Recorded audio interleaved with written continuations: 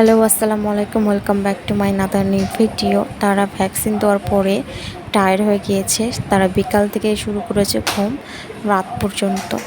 আর হজেতেও butter স্বপ্ন দেখে ফাটাই দিচ্ছে।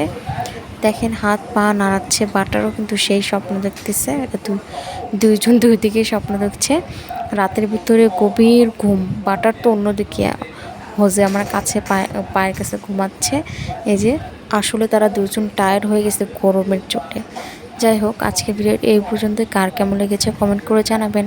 আল্লাহ হাফেজ।